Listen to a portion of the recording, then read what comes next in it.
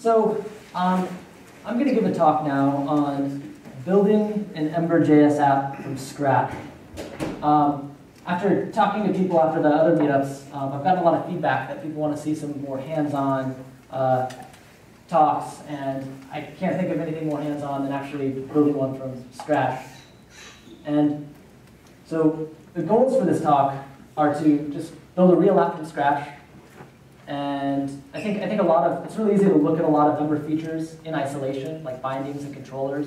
But it's another thing entirely to see them all composed together and how you go about starting using these concepts. And so specifically, I want to cover things like nested routing and there's some basic CRUD in here of just creating and updating objects. And so I'm just going to actually show you what I'm going to build. It's called Ember Reader. It's an RSS reader. So you can see there's feeds on the left-hand side. You can click them. You can view the items that are part of the feed. You can add a new feed. See if I get this right. You can add a new feed and then click on the feed, and there it is. Everything gets loaded in. And it's pretty simple at the end of the day. You're creating these feed objects, you're displaying the feed. You can actually drill down into the items too and kind of view the actual RSS items. So that's what we're going to be building. But we're going to start from scratch.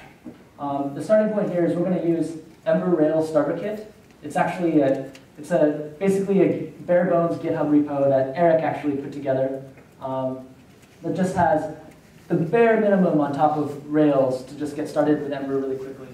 And I have to say, the only reason we're using Rails here is for the asset pipeline, actually. We're not actually using the Rails backend. We're just using this to actually be able to concatenate JavaScript files and actually have a clean layout of our source. It makes me cringe a little bit when you see a lot of demos that are just one massive JavaScript file and all the templates are inline. Because when you're building a real application, that's most likely not the case. And I've also pre-styled everything, so there's a style sheet in there, and just because it's a little bit better to look at something that doesn't look ugly. And so, so 1 second here. I'm going to start from scratch. So, if you look here, here's our source. This is the tree of our source on the left-hand side, and this is what you see. This is what you see. So these are the only two files in our source right here. This is what you see when you create a bare bones application from the starter kit. There's two files here, the application.js, and all this does is create an application, and then there's a template which just says hello world. So if I go back to our browser and refresh the app, this is actually because we're at a route, and we got rid of our routes because I started from scratch. So all you can see is hello world. So this is an Ember app in its most simplistic form. It's one line of JavaScript and one template file. So, but now, and see this template is Handlebar's template. We can put whatever we want. I'm going to go ahead and create the title of our application, go back to the browser, refresh, and you can see that. So, and this is all static here. So right now we're just dealing with a static template. I'm going to, for the essence of time, I'm actually just going to copy and paste some HTML into the static template.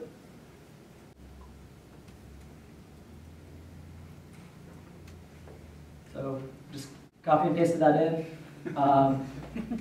So nothing has changed. I've just changed this one file, added a bunch of static HTML. Go back to the browser, to our application, and you can see here we have just some static HTML that kind of looks like what we want.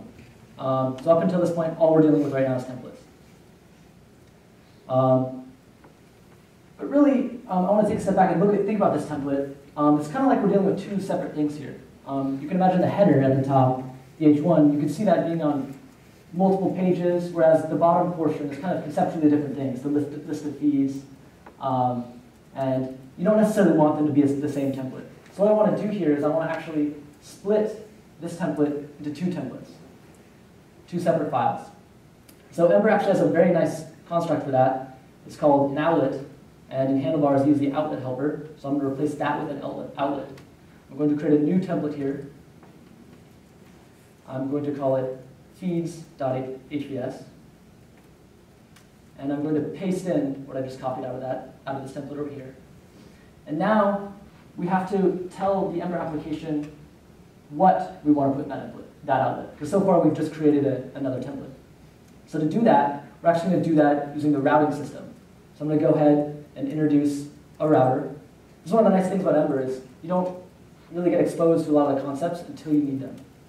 So to create a router, app.router.map, this just starts the DSL that Ember uses to define its routes. So for here, I'm going to do this.resource feeds. And I'm actually, because I want it to show up on our homepage, I'm going to give it a path of the root. So this basically says that at the root, this basically makes this feeds template, notice the naming similarities, get put into the outlet on the application template. So I'm going to go back to our app, restart it, and nothing's changed, but we know that this is now two templates. So, but right now, so far, we've just been dealing with static data. And there's really no point to a web app if you're just dealing with static data. So what I'm going to do now is I'm actually going to introduce dynamic data. And to do that, I'm going to use Ember data. A lot of datas. So to use Ember data, the first thing you need to do is you need to create a store. So to create a store, just define it. DS is the Ember data namespace. And the store only needs two properties. It needs a revision, which this is just used to notify you, warn you of breaking API changes. And yeah, thanks. And it also needs an adapter. And I'm going to use the fixture adapter, which just means that we're going to store everything in memory. Cool, so we have a store, and then as we're dealing with Ember data, you also need models. So we're going to go ahead and create a model. So I'm going to create a models folder in our project tree. I'm going to create a new file, and I'm going to call it feed. Since conceptually we're dealing with a list of feeds, the model is going to be a feed. And I'm going to define the model class. And in Ember data, the way you define models is you actually define the schema. And if you look at our template over here, looks like we're dealing with, I don't know what that is. If you look at our schema right here, it looks like we're dealing with a name and a URL. That's kind of the data that corresponds to a feed. So name and URL. And since we're using the fixture adapter, which comes in handy for things like testing, and also for demos, I'm just going to define some fixtures really quickly just to get us going quickly. So fixtures are just static data that instantiates your models. I'm going to copy and paste the URL from, because I don't know the feed URL in my own blog.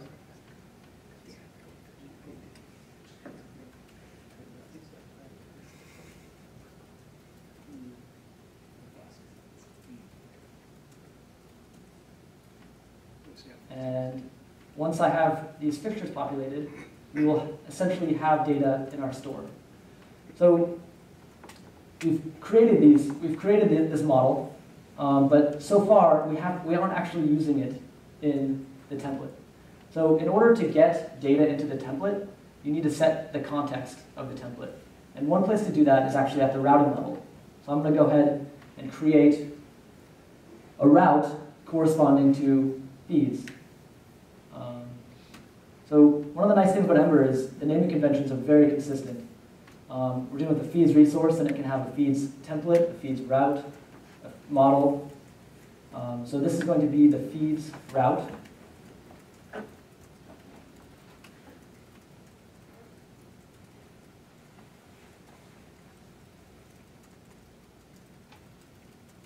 And what we're trying to accomplish here is we're trying to set the context of the template to be that data we just created. And just as a refresher, the template we're dealing with right now is we're looking at this template right here. So the model we're dealing with here is the collection of all the feeds in our application. So with Ember Data, it's pretty easy to do that. You can just do app.feed.find.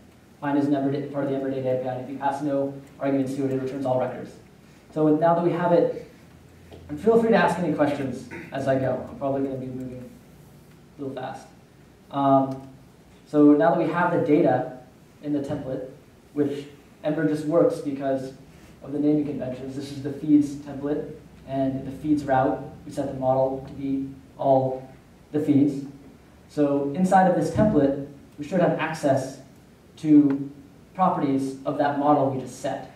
So for instance here, the length, since we passed in an array, essentially, of all of the feeds, this length should work. So if I go to our app, there it is. That's really weird. Oh, well that's because I haven't added each. So right now, this bottom part is static, but the top part is using length. So in order to make this bottom part dynamic, we can use Ember's each helper, feed in this, because we're dealing with the list of all feeds.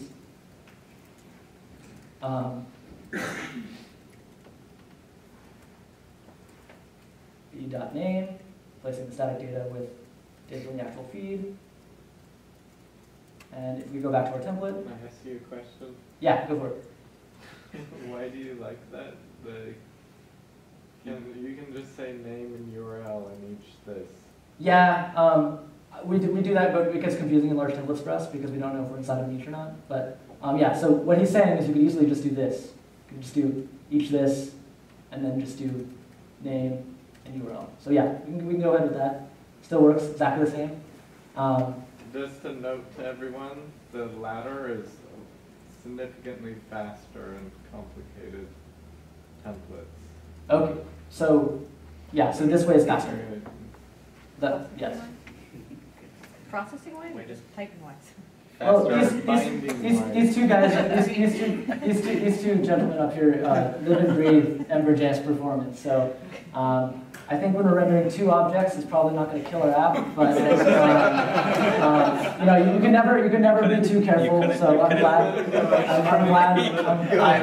Yeah. Once you wrote that, I looked at him and I knew he was going to have to say something. Yeah. As we were talking about this today. So yeah, so our app is now more performant, and we're also, and more importantly, we're actually also using. Now this data is dynamic. We started off with a static template, and now it's dynamic, and I can kind of demonstrate that just opening up a console. I can just create a new feed to use Erik's lingo. So, yep, and it added it in. So we're dealing with data right now. This is real data now, and so the data is dynamic. And then moving forward, well, what good is dynamic data if the application doesn't really provide a way for you to manipulate this data? So going back to the original finished application I showed you, can see like kind of the new form. I'm going to go ahead and create that inside of our app. So to start, we need a place for this new form to live. So conceptually, you see the application that has the header.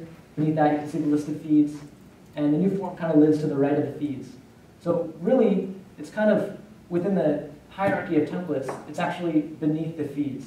So I'm going to, right here, I'm going to go ahead and create a nested route within this feeds resource. New, I'm going to call it new. And so we have a route, and for this route, this new route, we're going to create a template. And so the naming convention for Ember with resources is for a new route underneath the feeds resource. It's going to be a new folder in here called feeds. And this is going to be a template called new.hbs. And so for now, I'm just going to create a placeholder here. And then since we're creating a new template in the routing system, we need to create a corresponding outlet inside of our inside of the template, which is its parent. So in this case, it's the feeds template, which lists all our feeds. So I'm going to add a little bit of structural markup just to make sense with my styles. And then we're going to put an outlet right here. And so if all works as expected, because we added the new route underneath this feeds, which is at the root path, if we go to /new in our application, the new template will be where this outlet is, in the right-hand side. So let's test this out. But right now you don't see it because we're not at /new. And there we are. If we go to new, you can see the new template. So to make this easier, rather than having to manually type in the URL, I'm going to go ahead and create a button inside here. And this uses something called the link to helper. And the link to helper is a nice handlebars helper that's Ember specific that gives you an easy way to link to a particular route in the router. So I'm going to link to feeds.new. Yeah, it's a block helper, so it needs a pound. And okay, so there's a little new link right here.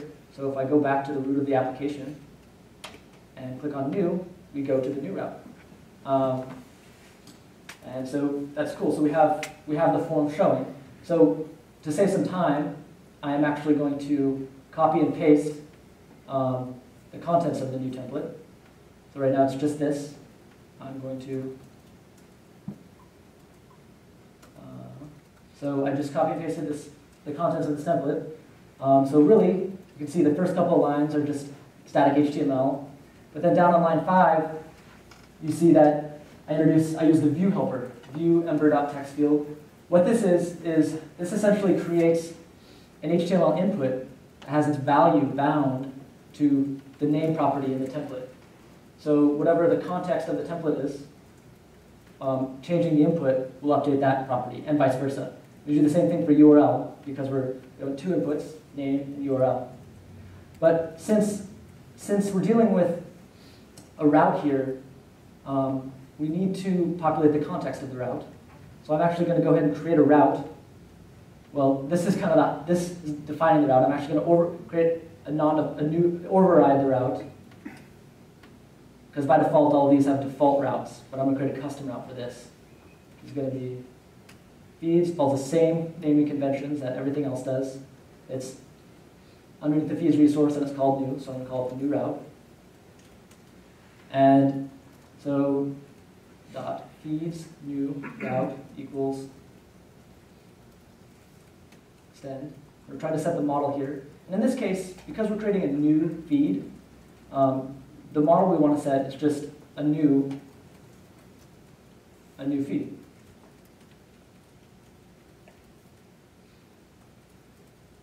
So we've created a new feed. This will be set to the context of this template because we're in the feeds new route. This is the feeds new template. And then we need a way to save the feed that we've added. And to do this, this is part of the stuff I copy and pasted in. We can use an action. And what an action does is it actually invokes the action on the controller. And we actually haven't even seen any controllers yet. Even though this is an MVC framework, we're going to just now introduce our first controller. So since we're in the feeds new view, the controller is going to be a feeds new controller. So I'm going to create a new folder that's going to hold all of our controllers. And I'm going to create a new controller file.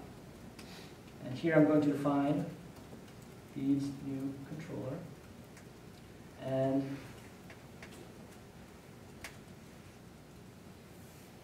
just let people know that underscore controller in the file name is not part of, it's not needed for any of the conventions. yeah, I mean really, like the Because file. I don't like the conventions.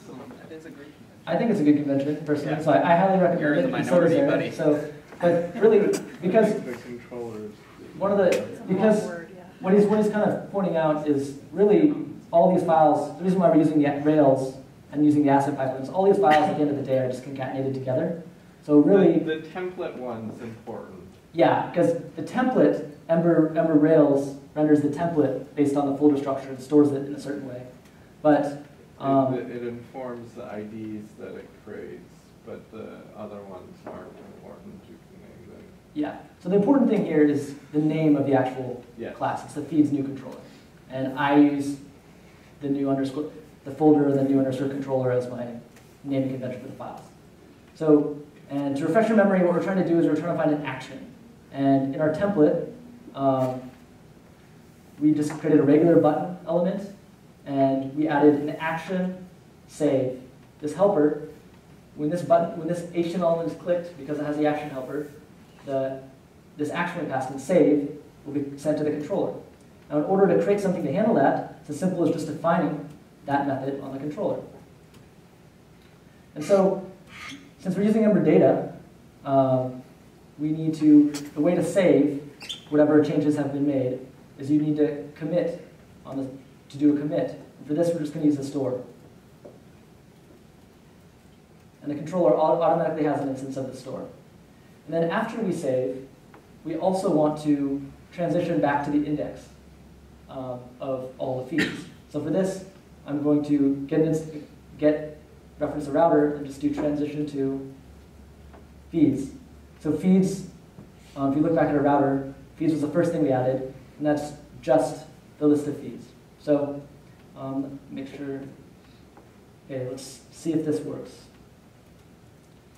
So I'm going back to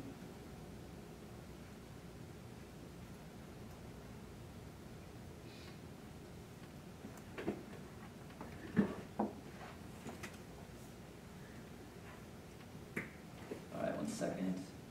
Oh, that's totally wrong. I'm using the wrong, I have no idea why I typed this. Total typo. It should be create record. So with Ember data, this is the Ember data API to create a new instance of a record for our model. So here we go. I'm going to click on new, and here we go. The template's rendered into the outlet. I can go ahead and modify these properties. It's actually the way the default find is working is all models are being rendered on the left, so you can actually see as I type, this is the new stuff that I'm adding.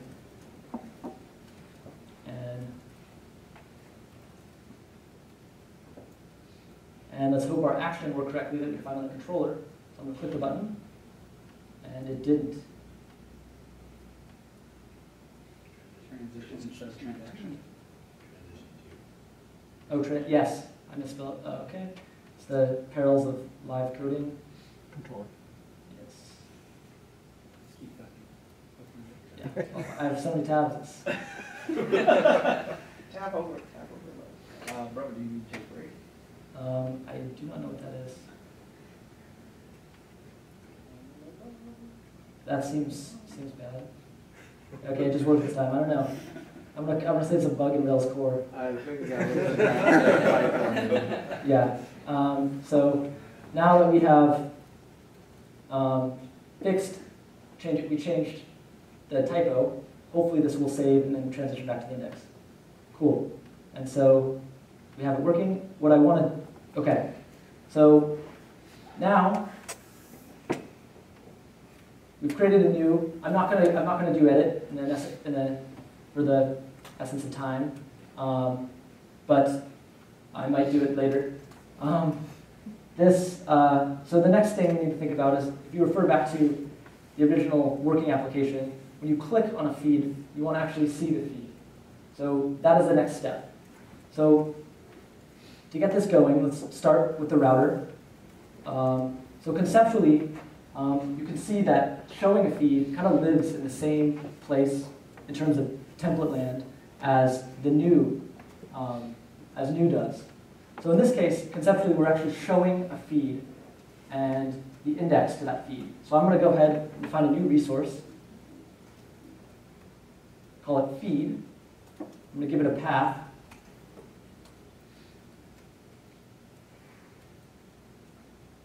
And I'm actually going to create a route underneath that. I think you want to call them. Yeah. Feed ID. Oh, yes, thank you very much. So I'm going to create a new resource, and underneath it, I'm going to create a route. Call it index. And so, like I did before, I'm just going to create that index template and just make sure everything it's wired up correctly with views.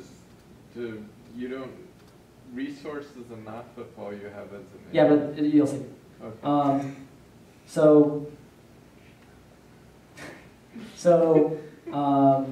I'm going to go ahead and create the template for this index route. So when I go to the template, so back to the Ember naming conventions, this is a feed resource, and underneath it is the index route. So to create a template for that, I'm going to create a new folder. I'm going to call it feed, and then underneath it, I'm going to create the file index.hbs. And here, I'm just going to, for now, I'm just going to put the name of the feed.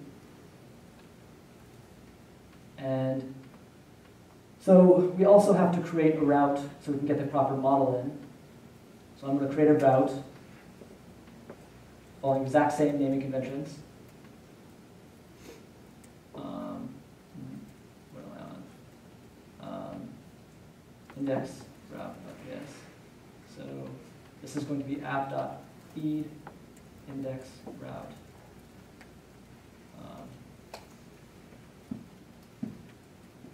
And so you'll see. So here, one thing that's interesting is this is the first time you see this parameter inside of the path. Not that you've seen a lot of paths, but so what's kind of cool is Ember is pretty smart about this. If it sees a feed ID in the path, it will actually intelligently, under the hood, find a feed with that ID and pass it to that level's controller or route. But in this case, we're one level beneath that, so we actually have to override its route, and we need to set its context for so back to our old friend, the model function. In this case, we're just going to do this model for feed. And this is going to set the context of this index template we looked at here. Right now we're just rendering the name to be the feed that corresponds to the ID in the URL. So let's see if this works. So, well, the funny thing is we actually don't have a way to get to this route yet. I could manually put it in. So yeah, it actually did work. We have the name being rendered incorrectly. But I also want to add another link too, so I can click on these items and go to this URL and this route. So in order to do that, I'm going to go back to the feeds template, and I'm going to surround the details of the feed with another link too. And this is going to be feed.index, and this is really fast because we're not using what Chris doesn't like. And now we have a link to here. And so this really just creates an anchor tag, whichever hooks into. And so now that we have a link to on here, when we click on these links, they're just the URL because we're using the router, and we'll update the context accordingly. And so, so now we're actually showing the feed. The next step, though, however, is conceptually, when you look back at this, there's also another model here. It's the actual items within the feed. So to create a model, I'm going to go to the models folder. I'm going to create a new model, call it feed item.js, and go through, create feed item ds.model.extend. Not type very well. And feeds have a title, things like this. But to save time, I'm just going to copy and paste again. So I've just copy and pasted in all the attributes that a feed has. And so it has things like a title, an author, the body of the post, things like that. And we're not going to use any fixtures this. I could use fixtures, but I think it's better to use live data. And so we have the feed item. And the one thing you haven't seen yet is this belongs to. This is how you create a relationship in Ember data. Essentially, I'm not going to go into detail on it, but really this just means like it has an ID, and under the hood, it looks up the feed that has that ID that this attribute is set to. And then on the other side of the relationship, back on the feed, we need to create the other side of the relationship, which is a feed has many feed items.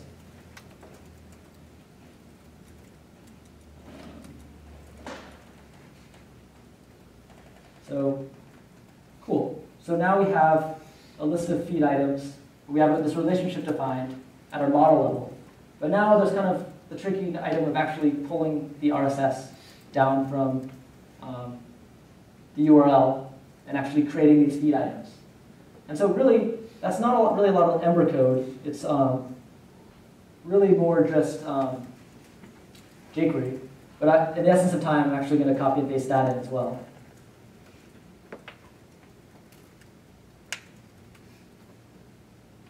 So in this case, I created this refresh function.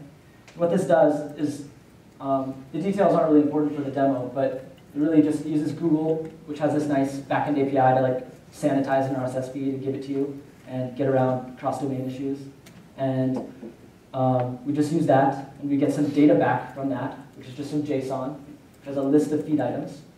And then for each feed item, we use Ember data to create a new feed item. So that's what the refresh method on feed does. And so now that we have this refresh method, we need to think of where are we going to call this refresh method. And thinking about it, kind of a natural place to put this would be, when you view the index of the feed, you want to refresh the feed items. So I'm going to do that at the route layer. So in the index route, there's a nice hook called setup controller. I'm going to do feed.refresh. So we should have a refresh method being called, and there we have it. And then, so this template, so let's actually make sure there's no errors. We're not going to see the actual item yet, but okay. So now we need to update this feed items template to actually loop over all of the feed items and display them. And I'm going to do another copy and paste just in the interest of time. So this is very simple. It just loops over all the items. It does this thing that Chris doesn't like. But I'm going to leave it this time. And when I refresh the page, there it is. And we click on the other. We click on a different one, loads it in. We implemented new, so you can create a new feed.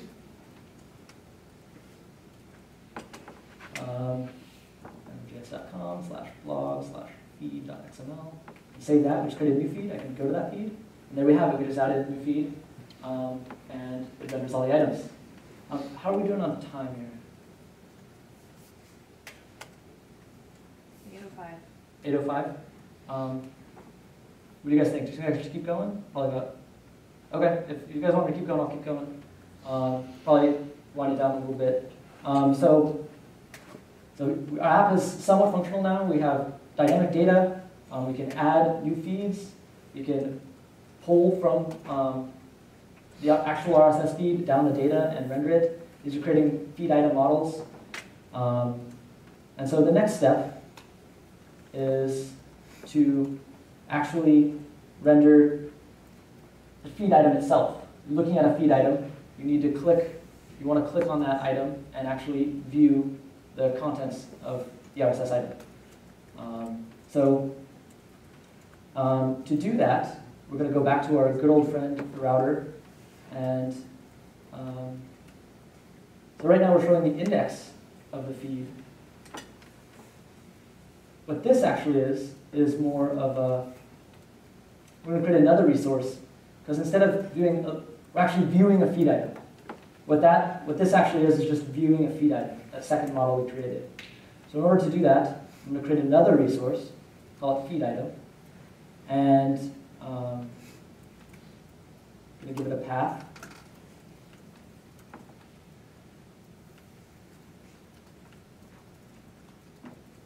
So this is the resource corresponding to the feed item. I'm going to go ahead and create a template for that. So this is actually a top-level resource. So the template goes here.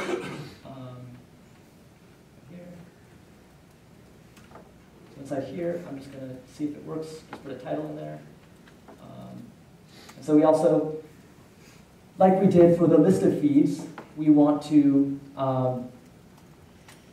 give away, create a link to, so you can actually click on the feed items in the index page to go through and actually view a feed item.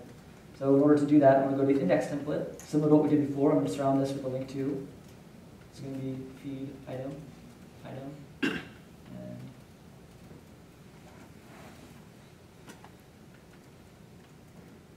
I surrounded each item in the index template with, it actually was that easy. So what we have now is underneath each feed, we have the index template, which we're showing right now. That has a link to on it, which links to a resource we have defined in the router, which shows a feed item. And when we click on that link to, it renders the template corresponding to the feed item.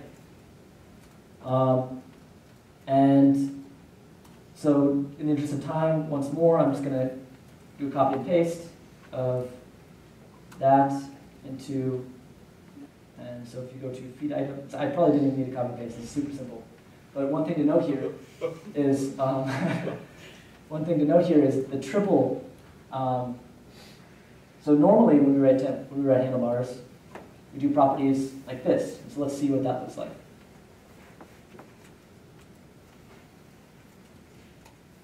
So go through here and click on an item. Look at this. We don't want this. It's a bunch of escaped HTML.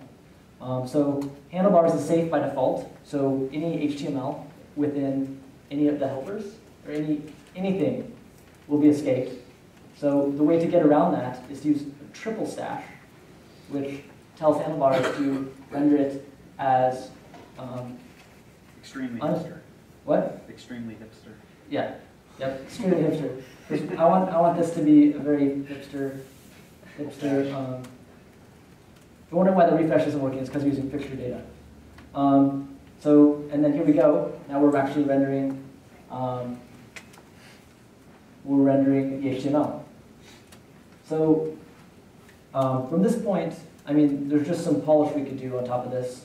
I could fix some styling. I could introduce down handlebars helpers. Because in the actual app, we actually show like relative timestamps and things like that. But I think this is actually a good point to stop. So in the last, 30 minutes, we've built an Ember application from essentially 2 lines of code to start with into what we have here. We're loading data in for the RSS feeds. We have multiple models with a relationship. We can modify these models. And how many lines of code is it now? Yeah. C-lock it. I mean, What? that's 12, that's 30. well, I mean, if you, I don't know. That's crazy. Most You have of C-lock it- installed? Most of it. I don't know C-lock installed. Brew install C-lock. I use MacBooks.